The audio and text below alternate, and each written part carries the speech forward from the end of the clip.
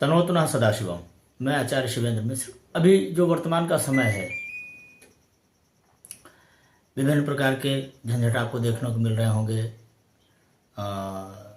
बालाजी मंदिर में प्रसाद का मामला, तो इधर मथुरा में भी कुछ लड्डुओं को लेकर झंझट हो रहा है। कुछ प्रमाणित तथ्य हैं तो कुछ संदिग्ध हैं। हर बात को धर्म से जोड़कर देखा जा रहा है। अच्छा, धर्म के संबंध में भारतीय न्यायालय से लेकर भारत के विभिन्न संप्रदाय समाज को हमेशा भ्रमित ही करते रहे हैं। हर बात को धर्म से जोड़कर देख लेना, कौन सा कार्य अपराध है और कौन सा कार्य पुरस्कार योग्य है, इसका निर्णय कूद कर कैसे हो सकता है। जैसे कुछ लोगों ने कहा कि भाई वहां तिरुमाला मंदिर में जो प्रसाद जिन लोगों ने खा लिया है पिछले इतने दिनों से, तो उन्हें वो तो सब विधर्मी हो गए, क्योंकि उसमें सुअर का कीचड़ भी थी, फिश ऑयल था, आदि आदि। अच्छा, तो जो हिंदू मछली खाते हैं, यदि ये सही भी है, तो जो हिंदू मछली खाते हैं वो हिंदू ही रहते हैं। प्रसाद के नाम पर अगर मछली का तेल पड़ा हुआ था लड्डुओं में और किसी ने खा लिया है साजिशन, तो वो विधर्मी हो गया। कैसा तर्क है। या साल भर से प्रसाद बढ़ता रहा, जिस दिन पता लगा उस दिन मंदिर को शुद्ध किया जा रहा है। तो ये किस तरह की मानसिकता है। लोग किस तरह धर्म को लेते हैं, अधर्म को लेते हैं, पाप को लेते हैं, पुण्य को लेते हैं। ये बड़ा कंफ्यूजिंग मामला है, और समाज को भड़काना, ये करना, वो करना, सब इसी में लगे हुए हैं। मैं सिर्फ अपने हिंदू भाइयों से ये कहना चाहता हूं कि तिरुमाला मंदिर में जो भी हुआ वो एक सामाजिक अपराध है। तो अपराध को करने वाले भी लोग होंगे।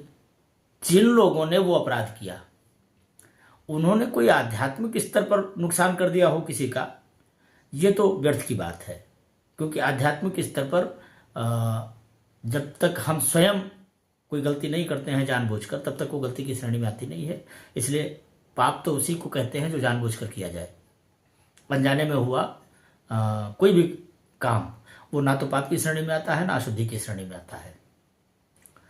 हाँ, जिन लोगों ने वो सामाजिक अधर्म किया है, सामाजिक अपराध किया है, उन्हें दंड देने के बजाय अपना मंदिर धोने लगना, ये कहाँ की अक्लमंदी है। अरे भाई, जिसका मंदिर है उसी की सत्ता में ये सारा जगत व्याप्त है, उसके यहाँ क्या शुद्धि और क्या अशुद्धि। मुझे तो कोई प्रयास ही करना था तो इस बात के लिए प्रयास करते कि भाई जिन लोगों ने ये पाप किया है उन्हें उपयुक्त दंड मिले। अब इस संदर्भ में पवन कल्याण 40 दिन का उपवास रखेंगे, क्या मजाक है।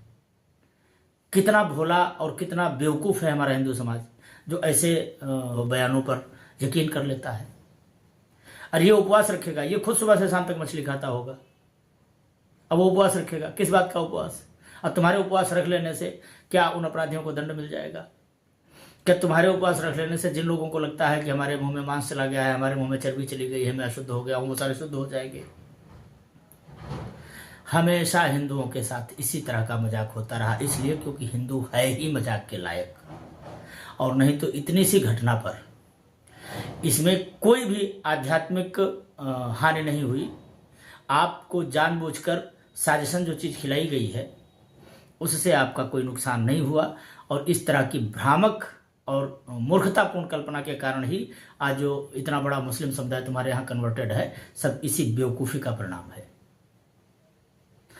तथ्यात्मक रूप से कितना सही है कितना सही नहीं है ये मैं नहीं जानता, लेकिन एक घटना मेरे जानकारी में है। अब ये घटना सिर्फ कहानी है कि तथ्य है। मैंने सुना है कि हमीरपुर ज़िले में कुछ मुस्लिम परिवार हैं जो पूरा मजरा है या फिर पूरी ग्राम सभा है, जहाँ सभी लोग पहले हिंदू थे और बाद में मुसलमान बने, और फिर वो छत्री समाज से थे।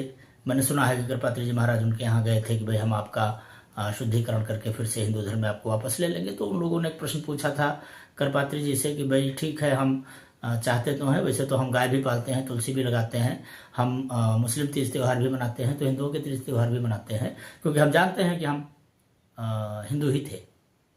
लेकिन अब जो कल्चरल चेंज हमारे जीवन में आया है, पहले तो ये बताओ कि ये आया क्यों। अगर आप हमें शुद्धि के योग्य मानते हैं तो पहले ये बताइए कि मेरी अशुद्धि में कारण कौन बना। तो सुना है कि भाई वो पता लगा कि किसी समय में जब मुगलों का शासनकाल था तो कोई एक साजिशन, उस गांव के कोई एक ही पुरोहित थे जो 3-4-5 गांवों की पंडिताई किया करते थे, और उनको ले जाकर कुछ 2 मुस्लिम सिपाहियों ने जंगल में जाके बांध कर रख लिया। रात के अंधेरे में वो लोग एक गाय की बछिया लेकर आए, उस गाय की बछिया को काटा, और उस गांव में जो 4-5 गांव थे उनके बीच में एक ही कुआं था जहां से वो पानी जाता था, और उस पानी में उन्होंने बछिया के खून को डाल दिया, उसी में पेशाब किया, उसी में थूक दिया।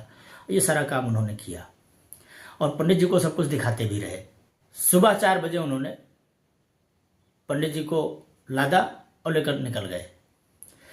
दूसरे दिन पूरे दिन उस कुएं से लोग पानी लेते रहे।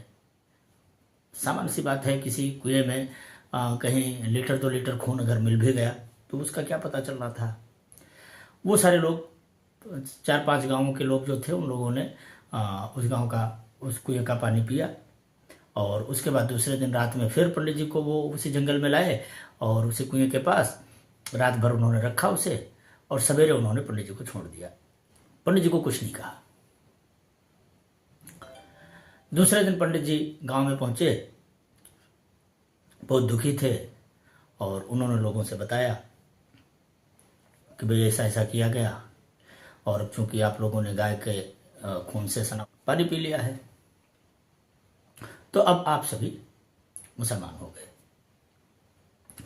और मजे की बात है, उन 4-5 गांवों के वो शूरवीर क्षत्रिय, चूंकि वो बस में नहीं आ रहे थे अपने शौर्य के कारण, इसलिए तो ये प्लान किया गया था, और उन शूरवीर क्षत्रियों को पंडित जी ने सेकेंड भर में मुसलमान कह दिया, और उन लोगों ने मान भी लिया कि हम मुसलमान हो गए, और तब से वो मुसलमान ही स्वयं को मानते रहे।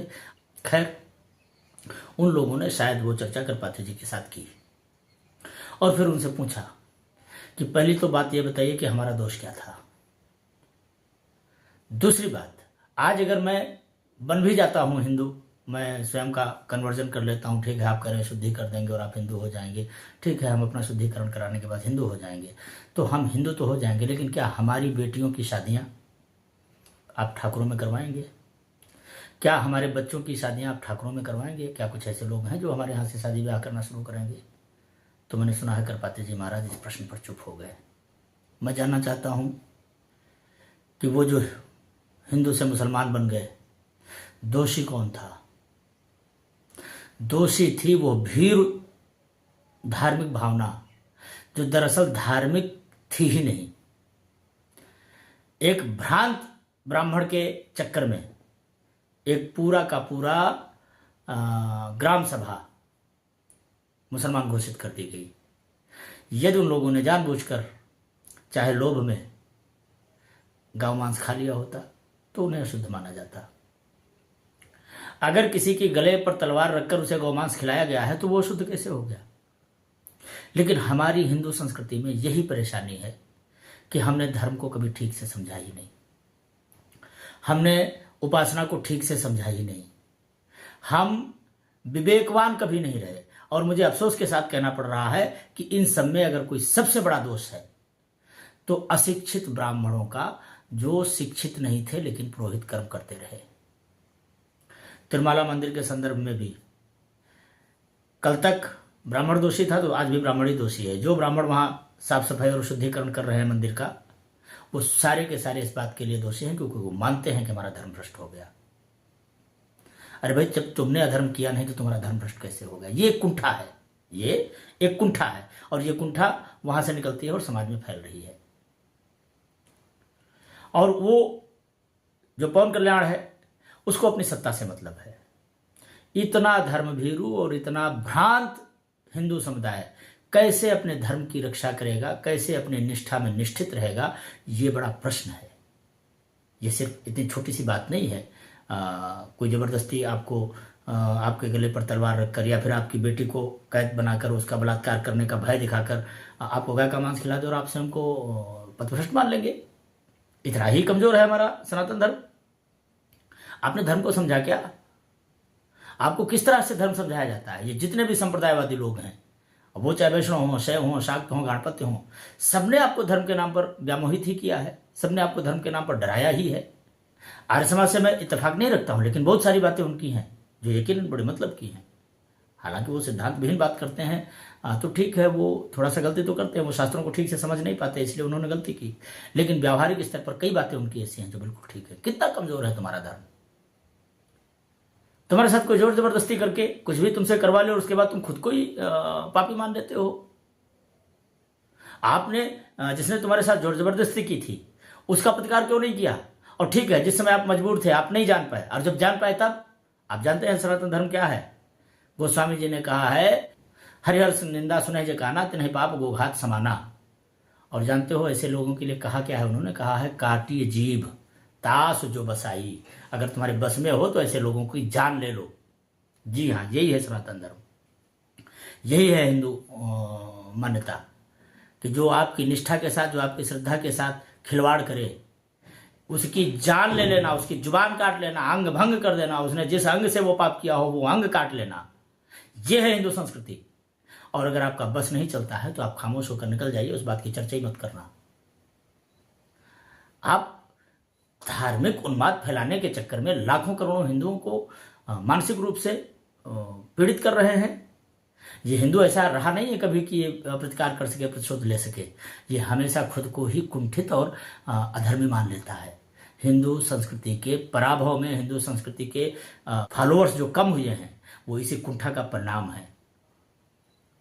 तो यदि आप धर्म को ठीक से समझ नहीं सकते तो आप धर्म की व्याख्या क्यों करते हैं? और हमारा उन लोगों से निवेदन है कि जो आपको ये जब आप ये किसी से सुन लेते हैं कि तुम्हारा धर्म ये है, तुम्हारा धर्म वो है, तो पहले मनुस्मृति उठाकर अच्छी तरह अध्ययन कर लेना कि तुम्हारा धर्म क्या है। और यदि आप मनुस्मृति नहीं पढ़ सकते हैं तो आप हिंदू हैं ही नहीं। आप ना हिंदू हैं, ना मुसलमान हैं, ना ईसाई हैं, ना सिख हैं। दरअसल आप भ्रांत मनुष्य हैं, और ऐसे भ्रांत मनुष्यों का पतन सुनिश्चित है। वो आज नहीं होगा तो कल होगा। तनोतना सदाशिवम।